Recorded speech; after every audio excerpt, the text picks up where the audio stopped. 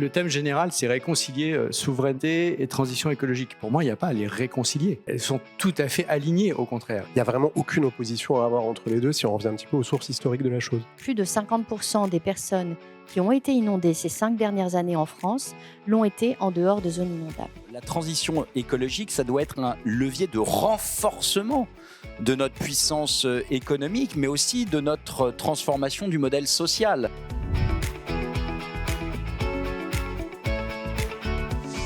Bonjour, je suis ravie de vous retrouver à Bercy, au ministère des Finances, pour cette 3e édition des rencontres de l'Institut de la Finance Durable. C'est parti!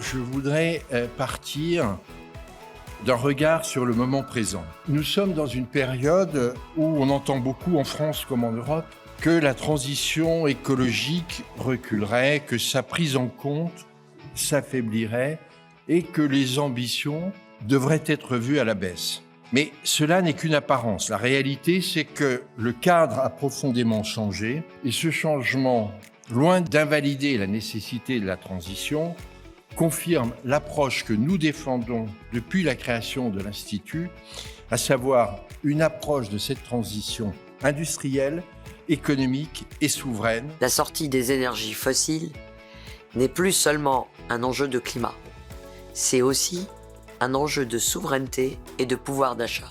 Je suis actuellement avec Nathalie Tubiana. Bonjour madame. Bonjour Élise. Quel message souhaitez-vous retenir de votre intervention ? J'ai trouvé cette table ronde très intéressante parce qu'elle nous a apporté la démonstration qu'on peut tout à fait réconcilier transition écologique et souveraineté. On a beaucoup cité de projets d'entreprises en France qui se sont décarbonés. L'Union européenne est une alliée, qu'elle n'est pas là pour poser des freins ou des contraintes, mais au contraire qu'elle peut apporter les outils et les moyens pour que ces entreprises améliorent leur compétitivité et se développent. L'épargne des Européens n'est pas bien gérée si je regarde ce qui se passe par rapport aux États-Unis. Trop d'argent de notre épargne s'en va aux États-Unis, nourrit les entreprises américaines qui reviennent en Europe, renforcées par l'épargne des Européens pour acheter les entreprises européennes. Ce cercle vertueux qui nous manque tant et cruellement en Europe, qui consiste à, on a une épargne abondante, on exporte une partie de cette épargne et le reste est investi beaucoup en court terme. Pas que, mais beaucoup à court terme. Or, recycler cette épargne permettrait à ce moment-là d'investir justement dans l'innovation, les transitions technologiques, transition écologique bien entendu, et l'adaptation de notre outil productif pour améliorer la productivité, donc les rendements.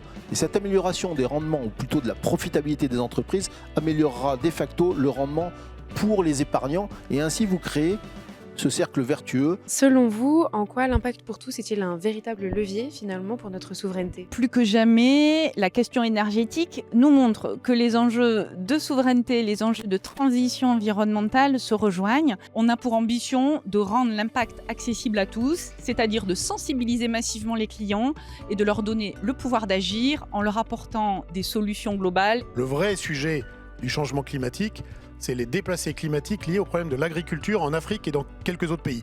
Avec ça, vous avez résumé 80% de l'impact du changement climatique dans le monde. More broadly, though, France has been a leader in advancing the vision of the Paris Agreement reached in 2015 at COP21 through decarbonizing its energy supply, supporting clean energy demand, industrial decarbonization, and the transition technologies of the future.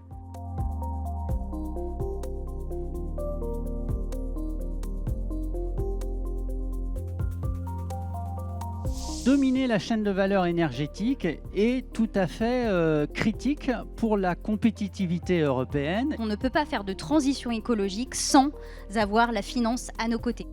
Quels sont les points, les éléments clés que vous avez retenus des sessions que vous avez écoutées ce matin ?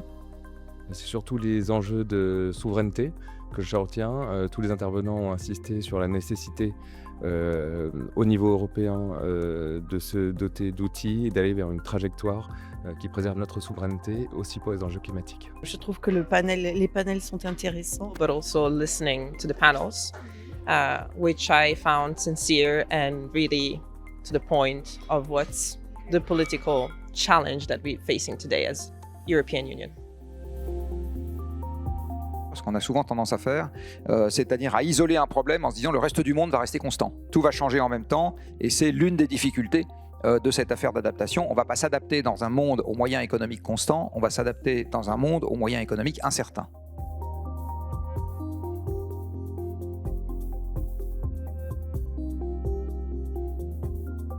Quel regard vous portez sur cette dynamique de la journée ?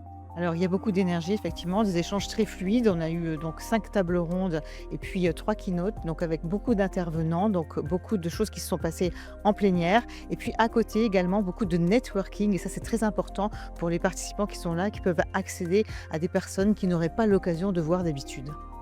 Merci. La position de leader de la France en matière de finances vertes ne se maintient pas par inertie, elle se mérite.